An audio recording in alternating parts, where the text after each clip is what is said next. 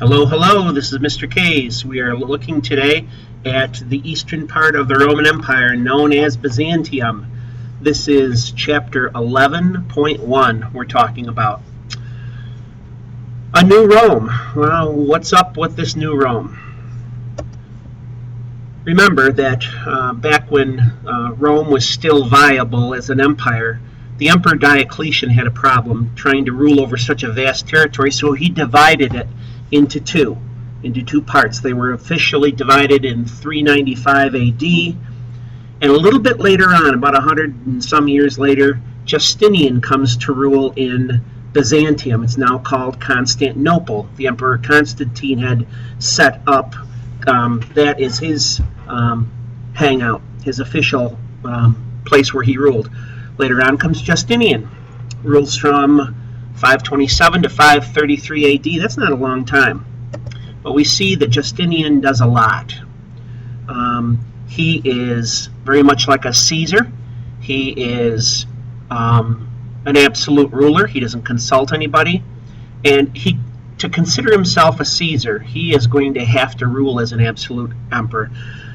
It's not easy ruling as a Caesar. Of the 88 emperors that were in the empire, 29 die violently, whether they were murdered or committed suicide, and 13 of them found that the job was so pressure-filled that they abandoned the throne to live in monasteries. They preferred quiet lives, so it wasn't easy being an emperor or a Caesar.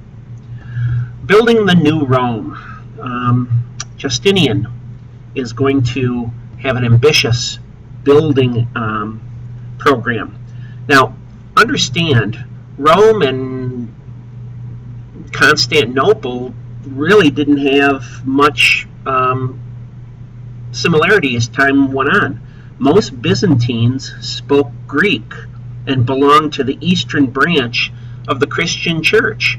Rome was the headquarters of the Roman Catholic Church, and Constantinople is the center of the Eastern Orthodox Church.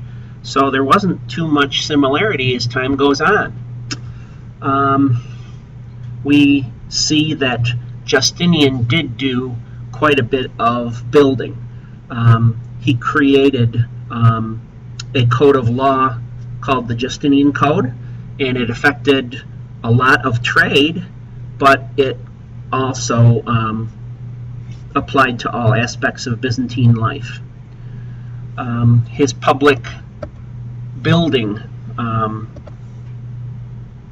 included seawalls, land walls, moats. A moat is kind of like a ditch that is filled with water or something that's going to slow down attackers. So Constantinople becomes a very, very fortified place. He also builds a beautiful Eastern Orthodox church called the Hagia Sophia, which is interpreted the Church of the Holy Wisdom. Soph, or Sophia, means wisdom, the Church of the Holy Wisdom. And it was a beautiful thing to see. It had domed, arched ceilings, etc., etc. Constantinople becomes a center of trade.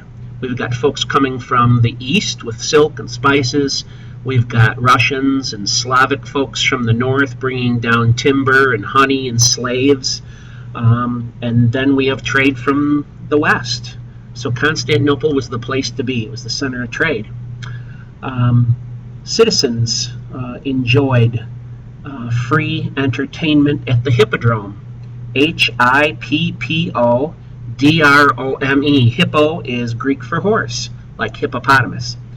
And so at this oblong shaped track, you had chariot races.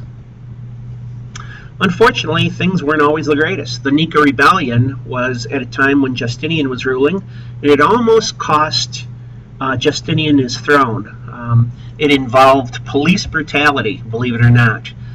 There would be some rowdy fans in the stands of these races, and they were angry that the government had used so much violence to put down these rowdy displays that they wanted Justinian's head on a pike. But the rebellion was put down. And the power behind the throne, we see, is Justinian's wife, Theodora. She saved the day for him. Justinian was just about ready to pack his togas and get on a boat and leave forever. And she said, "Dear husband, you can do that, but the next day, the next month, the next year, you would probably regret leaving office as a Caesar. So my advice to you is, suck it up, Buttercup. Ride this out, put down the rebellion, and live to fight another day." He agreed with her. She saved his throne. Everything was great. Byzantium is not only the center of trade, but also a center of learning, and Theodora was very important for that. And the next time we meet, we're going to be talking about that as a center of academics and scholastics and all that good stuff. This has been Mr. K's, and this has been Chapter 11.1a. See y'all later. Bye-bye.